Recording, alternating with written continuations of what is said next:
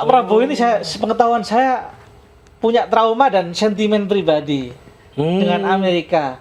Pernah masuk blacklist Amerika kan, sehingga nggak bisa masuk 20 tahun nggak bisa masuk Amerika.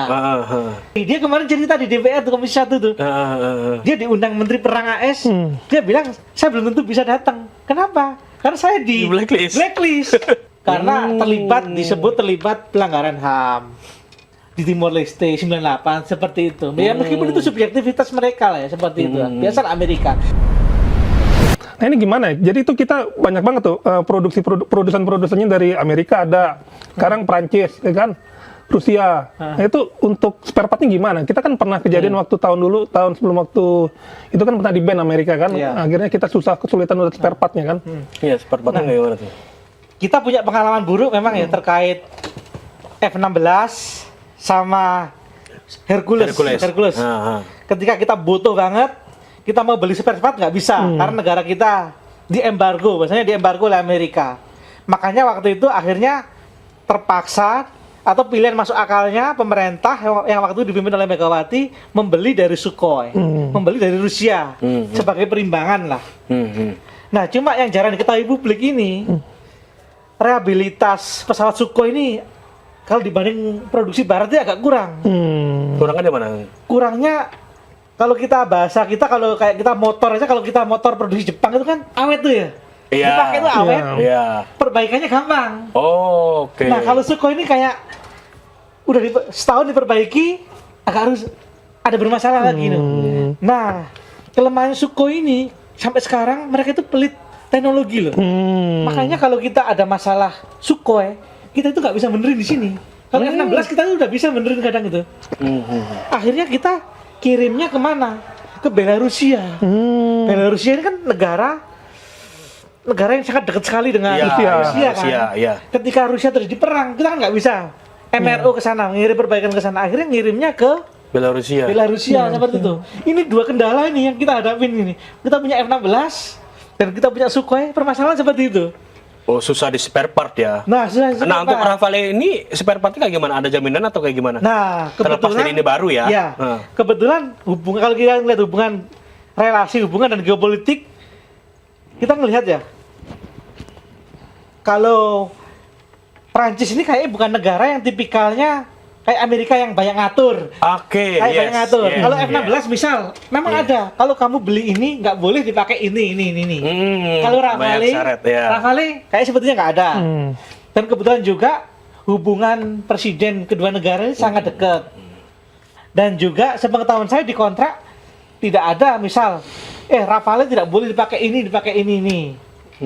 Ketiga kita beli Rafale sekaligus kita kirim pelatihan awaknya, pelatihan pilotnya, dan sekaligus spare partnya nanti.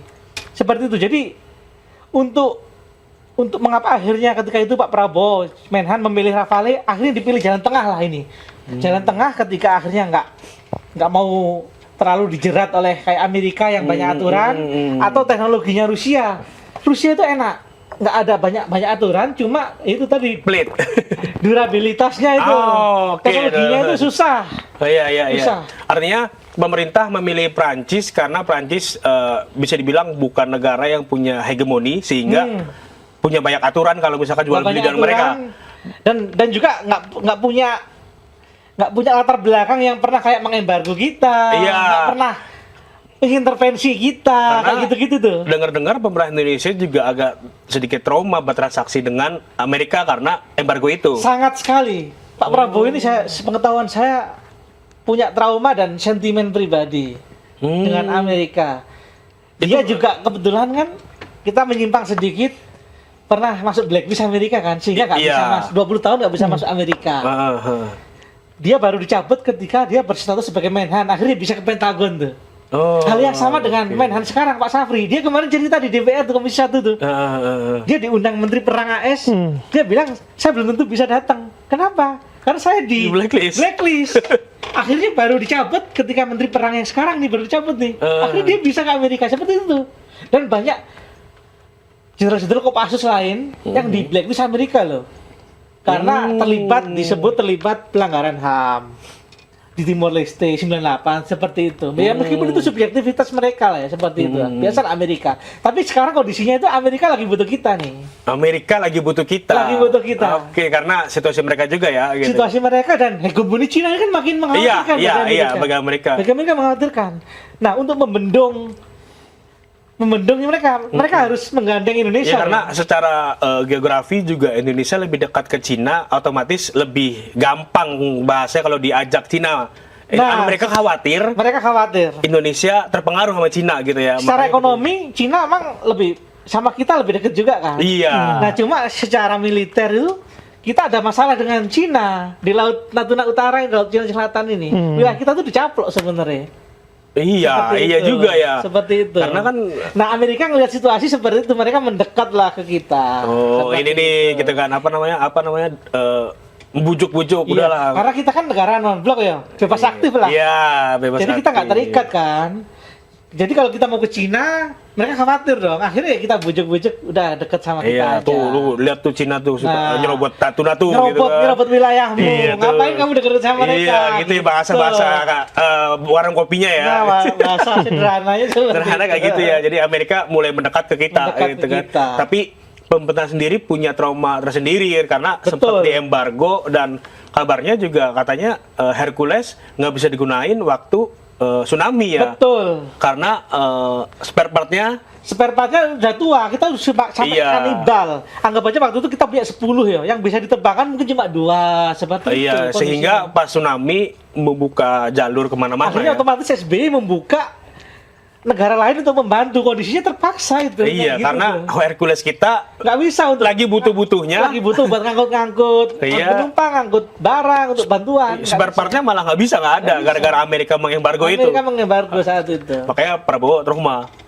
Nah, kemarin kan Menteri Pertahanan Syafri Samsudin kan buka-buka nih Mas Erik di DPR soal Amerika yang minta izin overflight access atau izin melintas di wilayah udara Indonesia. Nah, itu seperti apa sih? Apakah itu nggak melanggar kedaulatan Indonesia atau gimana ya?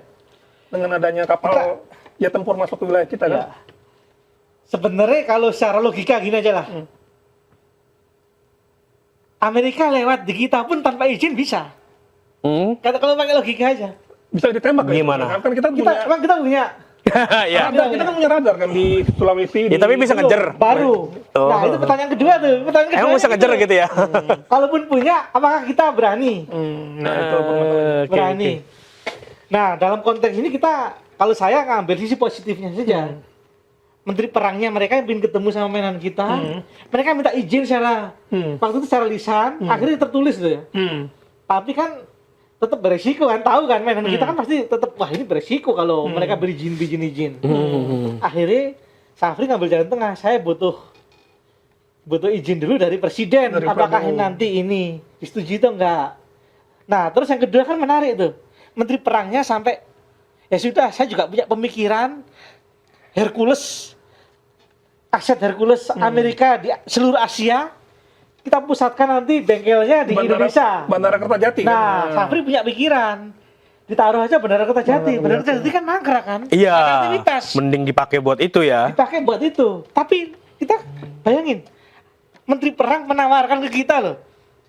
Iya. Seluruh Hercules mereka yang di Asia, di seluruh negara Asia, dipusatkan bengkelnya di Indonesia seperti itu. Berarti kan mereka memberi tawaran-tawaran menarik untuk padahal kita. Kasarnya Amerika asal lewat sendiri aja kita juga nggak mungkin ngejer. Bisa bahasanya ya. Bahasanya jadi tapi Amerika membuka pintu diri, ya membuka pintu bahwa ada kerjasama nih. Kita menawarkan kerjasama secara resmi. Oke. Makanya Syafri sempat bilang, menurut saya itu etis mereka membuka ruang dan menawarkan seperti itu.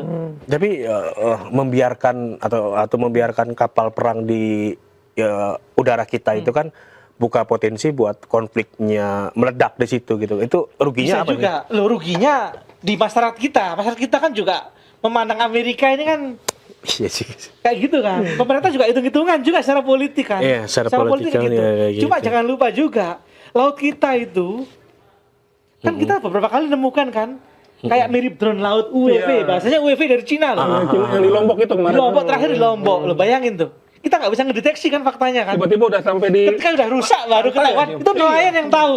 Nelayan yang tahu bayangin tuh. Iya. Jadi memang selama ini ruang udara dan ruang Laut gitu. Laut kita itu bebas keluar masuk. Makanya di era Pak Prabowo ini kita banyak pembelian alutsista. Pertama radar tuh mau diperkuat tuh ya. Nanti juga radar di bawah laut juga tuh mau kita beli tuh. Seperti itu, minimal seperti itu. Jadi ya minimal kita bisa mendeteksi lah dari mereka ya. Biar mereka nggak bisa seenaknya gitu. Kalaupun kita belum bisa sampai ngejar mereka loh ya gitu. Terus kita balik lagi deh ke yang alutsista. Yang selain Rafale itu kan ada kapal induk Giuseppe Garibaldi nih. Walaupun katanya memang bekas dan hibah, tapi katanya mau di retrofit nih di Indonesia.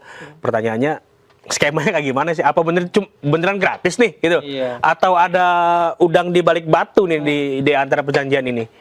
Ya semula kan sebenarnya Kementerian Pertahanan tuh ingin membeli ya aset yang sudah nggak digunakan oleh Angkatan Laut Italia. Ternyata dalam perjalanannya diputuskan hibah kan. Jadi kalau hibah ini gratis. Nah cuma kan masalahnya kapal Indo ini udah 40 tahun sudah dipensiunkan di Italia. Nah nanti ketika sampai Indonesia nggak bisa dong langsung dioperasionalkan karena udah 40 tahun. Nah, akhirnya mau nggak mau di retrofit dong. Nah, di retrofit ini nanti Kementerian Pertahanan menunjuk perusahaan galangan kapal Indonesia menggandeng dari Italia seperti itu untuk bisa beroperasi. Nah, Indonesia sendiri merencanakan kapal Indo ini untuk dijadikan bukan sebagai kapal Indo untuk tempur ya. Jadi kapal Indo untuk Rumah sakit terapung kayak gitu. salah satunya rumah sakit terapung. Kedua nanti juga bisa untuk dikirim untuk bantuan laut kalau ada bencana besar. Misal kayak nanti bandaranya retak tuh kan nggak bisa didaratin pesawat tuh.